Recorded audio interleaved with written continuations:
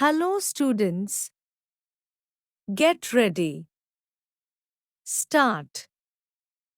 13. In its conclusion, in the judgment that upheld the decision to abrogate the special status of Jammu and Kashmir under Article 370, the Constitution Bench of the Supreme Court expressly directed that the Election Commission of India must conduct elections to the Legislative Assembly of J&K by 30th September 2024. It is welcome that the court has set a deadline to conduct the long-delayed elections in J&K, which has been under spells of governor's rule and president's rule since 20th June 2018 and without a legislative assembly. But it is also incongruous that the judgment does not press the government to restore statehood to the bifurcated Union territory, a promise that has been conveyed by the Solicitor General but has yet to gain fruition.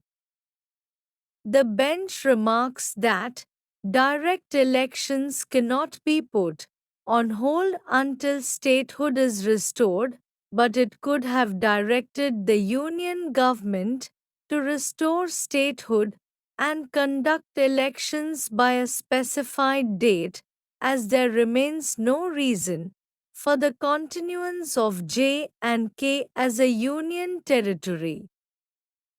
Restoration of statehood is an important measure as this guarantees a degree of federal autonomy to the province that should allow the elected government to be able to better address the concerns of the electorate than depend on the representatives of the union government.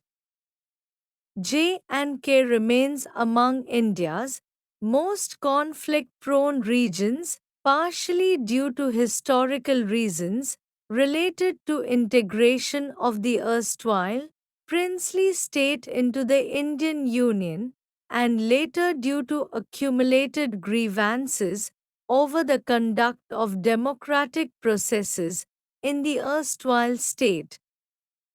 14. Even when periodic and regular elections were conducted during the height of the militancy, participation was limited in many parts of the valley, denoting the disenchantment with the political system.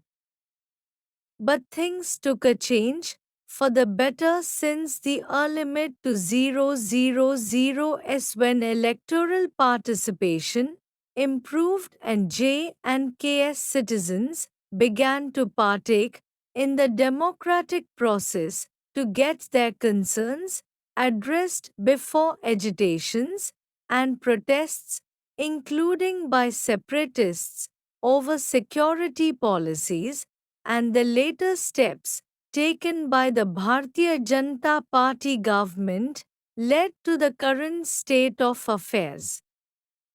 In the last 5.5 years, local government elections have been held with varying levels of participation, indicating that the mood in the valley has been against the measures that have been implemented since 2018.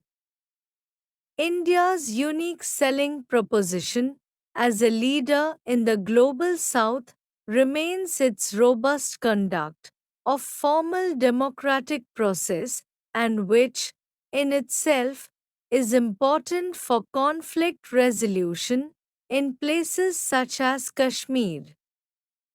Without political processes, a contestation of ideas, and a sense that elected representatives can address the grievances of citizens, there cannot be any normalcy.